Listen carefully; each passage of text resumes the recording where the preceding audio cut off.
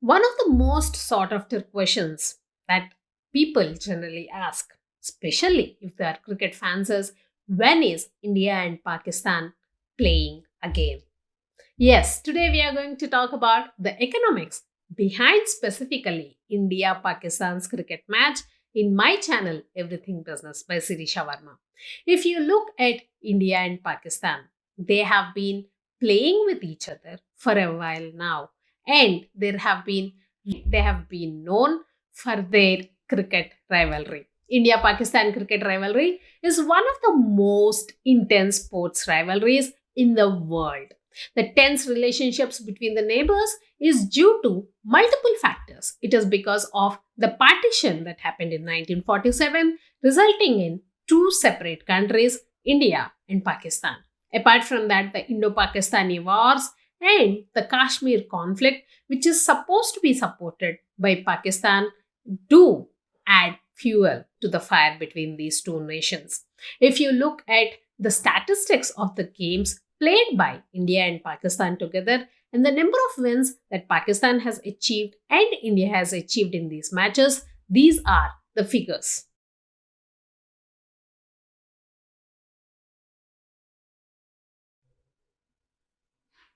Come October 23, the most predictable early round fixture of ICC tournaments will be played in the T20 World Cup when India and Pakistan square off at the Melbourne Cricket Ground. The two countries now play only specifically in ICC events with no bilateral series since 2013. India and Pakistan clash on the opening weekend of the main round of the tournament at the iconic MCG grounds. More than 90,000 spectators are expected at the stadium for the match. It is expected to be their first encounter since the T20 showpiece in the UAE late last year.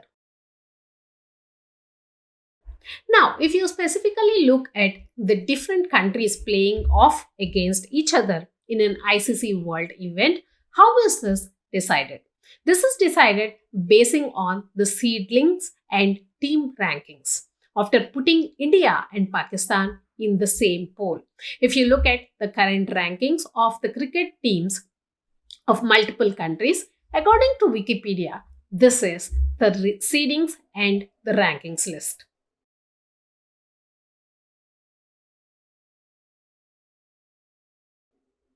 Now, if you specifically look at India and Pakistan don't fall in the same seedings until and unless they are put in the same pool.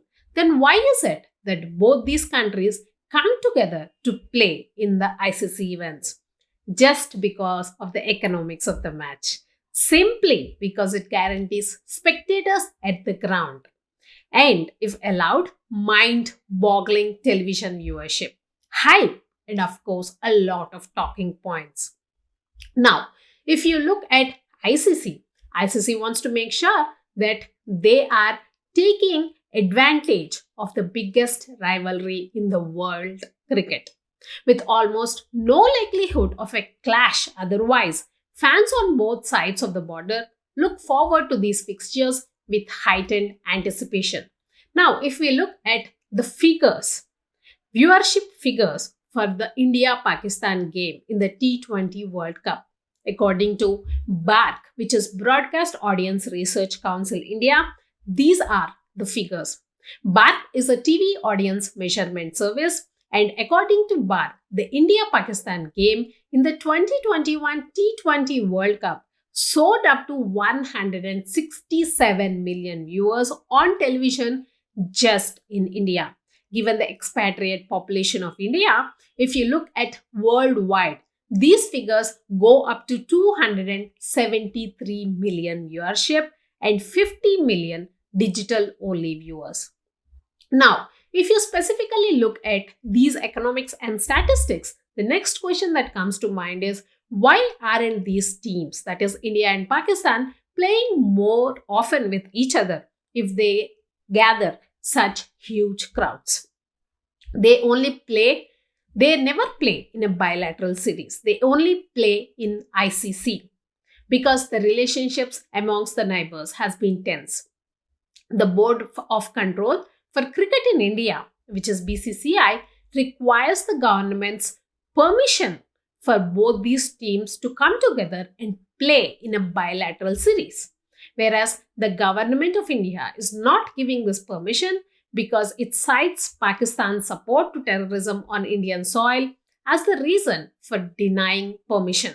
In fact, Pakistani players have not featured in the Indian Premier League, which is also one of the most successful cricket premier leagues here in India after the first edition in 2008.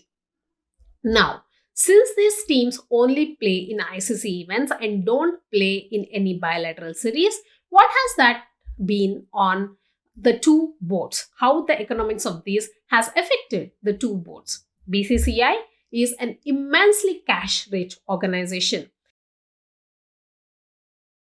and is not impacted with this because wherever India plays, BCCI's coffers are going to be full. It is also because of the sponsorships that Indian cricket team generally gets. But if you look at the Pakistan Cricket Board, which is PCB for short, is not so lucky. It couldn't hold its own home matches in the country for a long time. Firstly, because of the conflict which was happening in its neighboring country, which is Afghanistan. And then there was a terrorist attack on the visiting Sri Lankan team in Lahore in 2009, because of which no teams feel safe flying to Pakistan for a cricket match. PCB has been trying to bring the matter up in various forums, trying to force Indian government's hand to make sure that Indian cricket team can play with Pakistan cricket team on a bilateral basis, of course, because it would fill PCB coffers. Whereas the Indian government is not agreeing to this.